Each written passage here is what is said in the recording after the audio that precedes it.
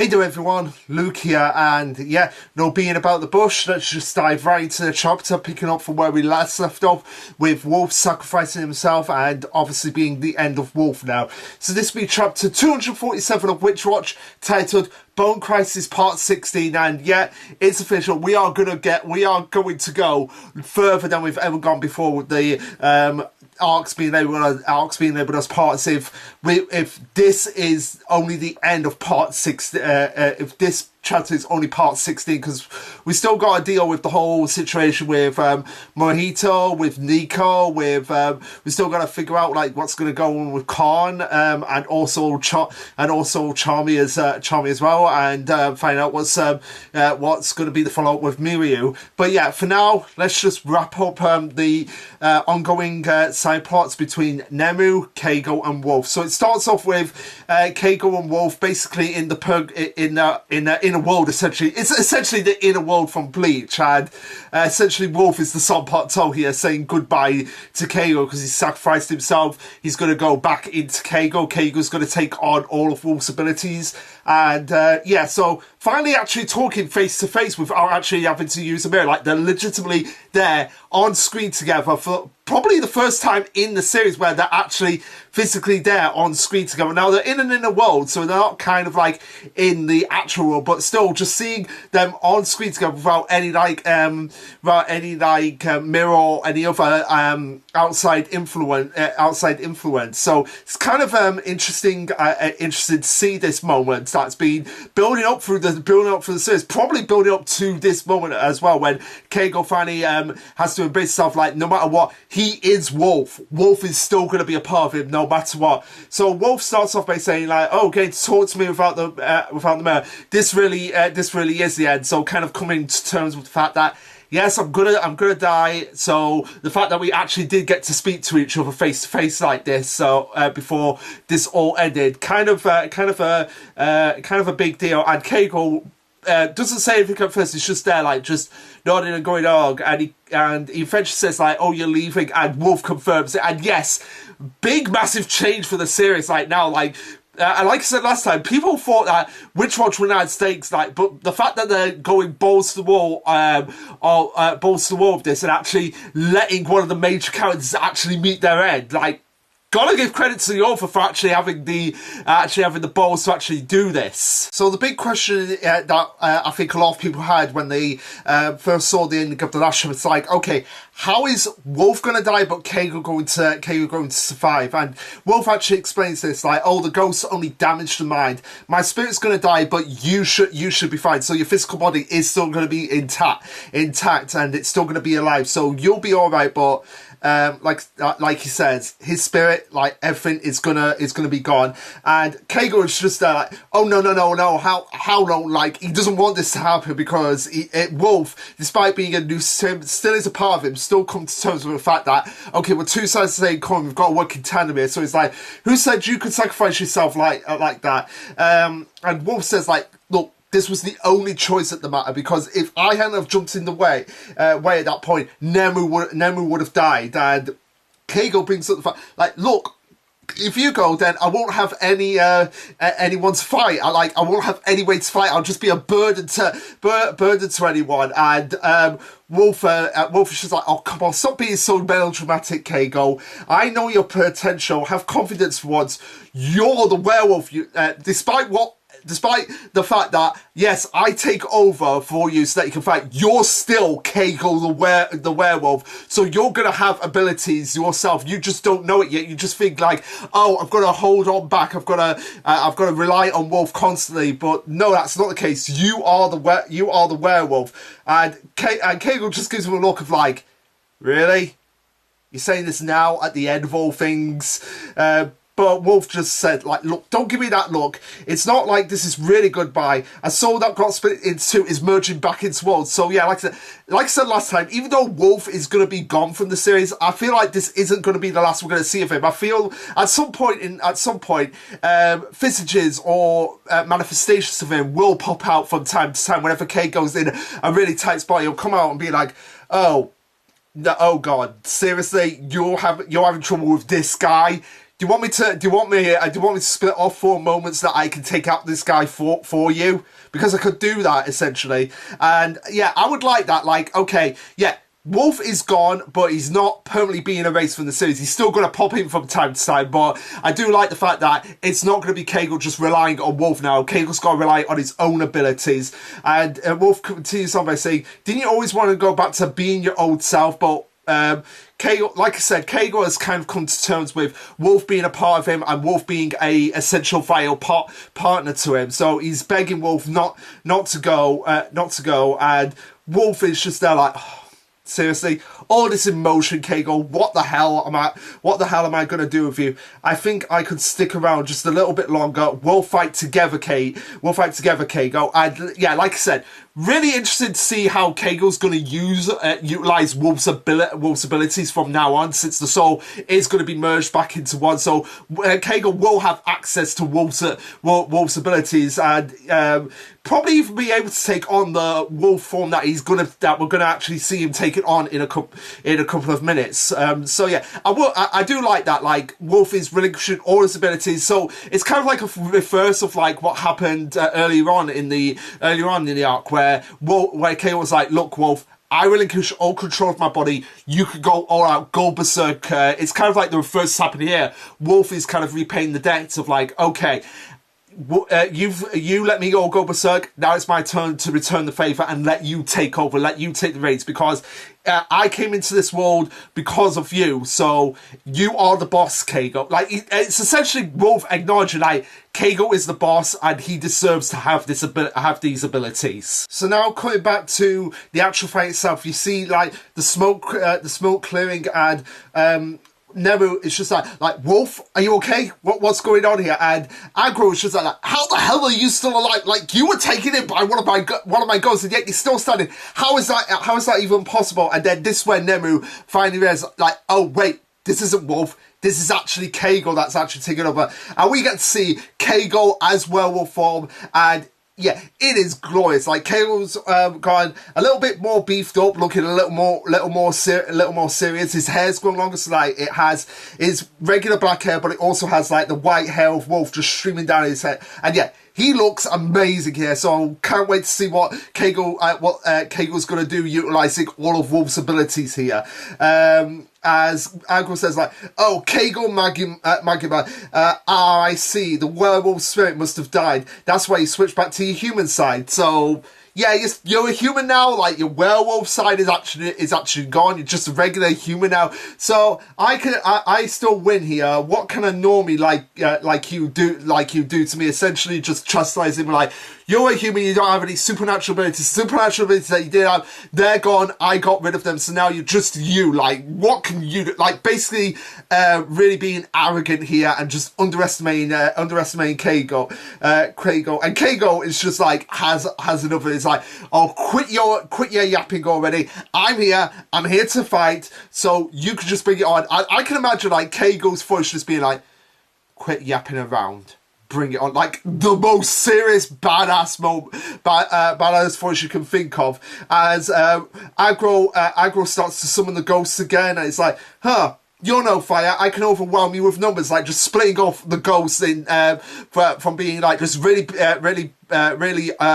massive regular ghosts, but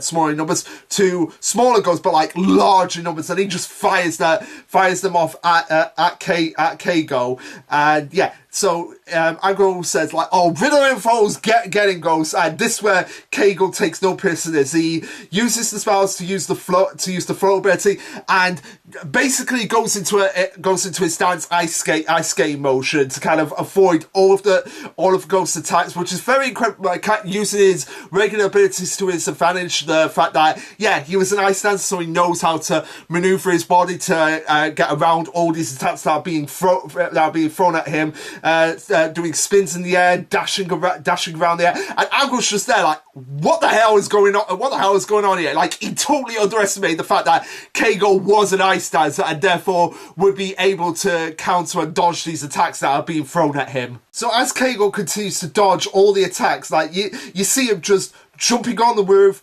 jumping down onto the floor, dashing around everywhere, and going at such speed like it almost seems like there's 1, 2, 3, 4, 5, 6 Kegos, like, so it's just like just sipping around the battlefield. As Nemu looks on and says, Kego's just as angelic as always, but now he has wolf's power, so it's Kego's angelic ability to combine with wolf powers coming together to create an unstoppable force here. As wait, 1, 2, 3, 4, 5, 6. No. So there was 6 Kegio, 6 visitors of Kegio, and we get a flashback to Kegio finding out. Don't know what moment in the timeline this is, but it's basically Wolf reiterating some text messages to Kegio like, look, I got you some lunch. It was kind of pricey, spent all your money. Your clothes are too small, so wear something bigger. Your mom visited while I was out, got to say hi for the first time, didn't know what to call her, so I said mother, then she hugged me. What the hell was that about? Like, okay, that one is kind of heartwarming, because you could just imagine like Kegio's mom coming up to Wolf, taking on Kegio's body and just hugging him and just being like, okay, like, I don't really know what's going on there, but I guess this was nice. So yeah, and you see Kegio smiling there, like, oh, that was pretty sweet, and yeah, pretty sweet moment there.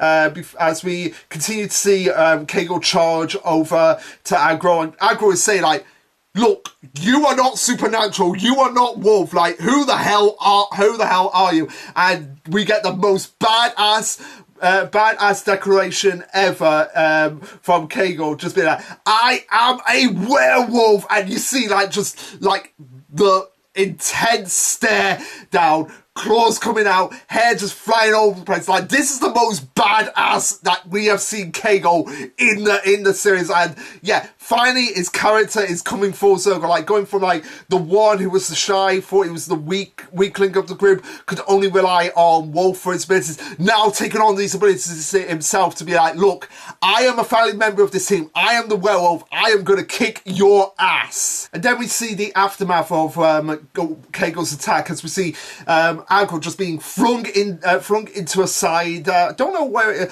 like a side portion, like tree stump area, because it's like there's a tree stump behind him, so like an area where like trees actually grow on a cruise ship.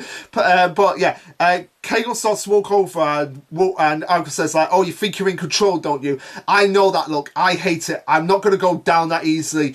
Do you know what an injured mouse does when he is cornered? He gives his life to make that damn bully pay. As we see him just like literally blast the ghost out of his mouth, and Kegio comes to like, Kegio looks at this, is like, what the hell am I actually looking at here? As he sees the ghost just come out of Agro's mouth, literally shooting at him, and it's like, wait a minute, you turned yourself into a ghost, like, you're literally throwing your life at me. So like, he's Agro's basically like, I'm gonna throw all my life at you just so that I can actually take you down, like, because Agro didn't anticipate any of this happening, so he's gone full blown out of control, like not even thinking straight of the repercussions of his attacks here. And yeah, the ghost just flies straight at Kegio, as we get flashbacks of Kegio decorating that I'm going to get stronger even than you. And yeah, we see the training as well that is actually paid off. Like, Kegio has become stronger than Wolf, and possibly even could take on Morihito in a fair fight if he really wanted to here. Which that would be something that I would like to see, like the training that Kegio has gone on now that he has Wolf's abilities. How would he fare in a fight going up against Morihito? But that's a discussion for another day. As we see Kegio dodge the attack and use Blizzard Edge, as we see him spinning as if Blade depends on it, or like spin like an ice line, just rotating in the air, gives a swift kick to Agro that Agro just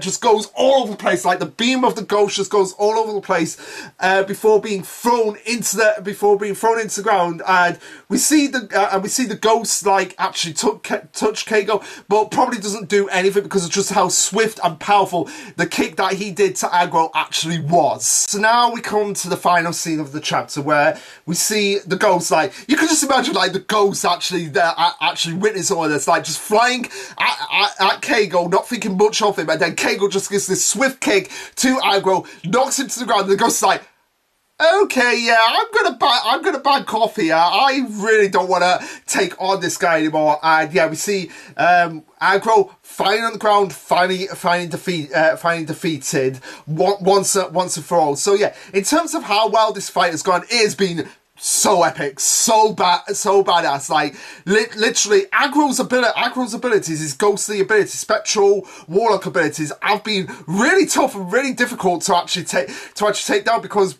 physical attacks could not actually take these ghosts. Like you had to get really up close and personal before you could actually take Aggro down. And given the fact that his ghosts were projectile weapons that could, if they go through you, you were done. So yeah, really hard opponent to take down, and really amazing how they actually resolved this, like with Wolf taking the driver's seat for a time being, and then realizing that's not going to be enough. I have to die in order to get Wolf's abilities into Kegio, so that Kegio can use his ice dancing abilities combined with my Wolf's abilities to create an unstoppable force. And it really was an unstoppable force of adrenaline that went into this fight. So yeah, Kegio says his life went back into his body, good, and this is where we see the powers of Wolf dissipate from his body, but because you see the white hair visages just go release into air. And like I said, I feel like now that Wolf and Kegio's body's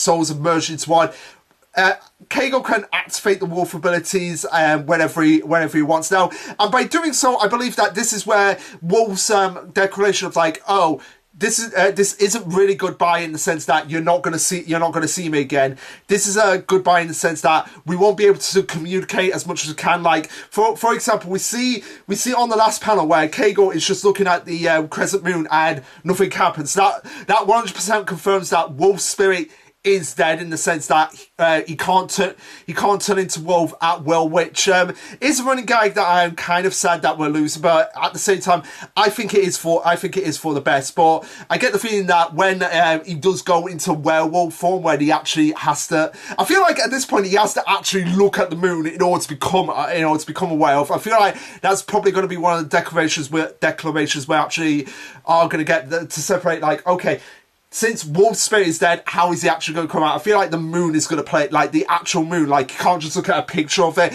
He has to actually go outside, view the moon, get kind of like the Sulong form from One Piece with Carrot, where Carrot has to physically look up at the moon, draw power from the moon in order to bring out out her Sulong form. I feel like that's something that's going to happen with Wolf, with Wolf and Kegio. Like Kegio has to physically look up at the moon, drawing the moon's energy to get Wolf to come out, to get the Wolf abilities out. I feel like at those interludes, we're gonna see in the inner world that Wolf is still there. Like he's still in the inner world, because it's still, Wolf is still a part of him, and be able to guide him at points and chill out with him, talk to him. But at the same time, like Nemu's not going to be able to interact with him as much. Morihito, Nico, and all of them, they're not going to be. And I want to see like the reaction to the other characters, like, Wolf is gone, I've taken on all his abilities, and we see Wolf just giving a final goodbye before Nemu asks, like, Kegio,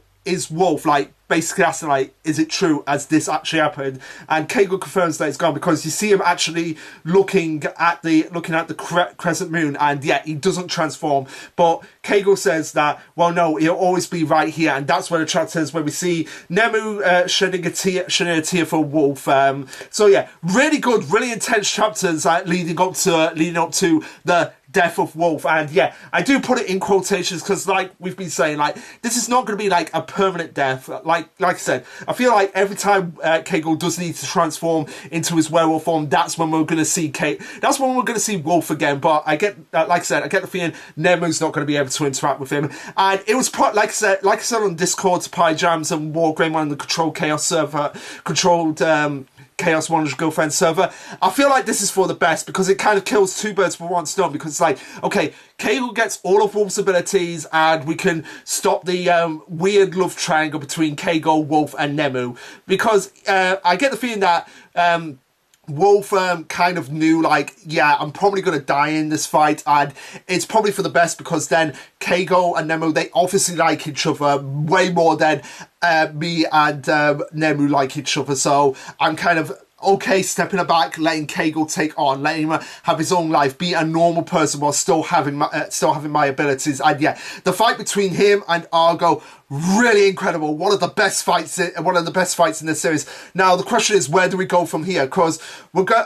I would love to see more interaction, more like times when Kegio has to kind of get used to having Wolf's abilities combined with his ice sensibilities, and also what's going to happen now with the other characters, how they're going to react to Wolf not being part of the group as much as he could be anymore. And we're probably going to cut back to like the Dory and Calm fight, like how that's going to go. Probably even see Charmy turn up to kind of like get closure on her relationship between Dory, and maybe join in that fight as support for Khan. But that's something we'll just have to wait and see. So anyway, guys, what did you think of these chapters?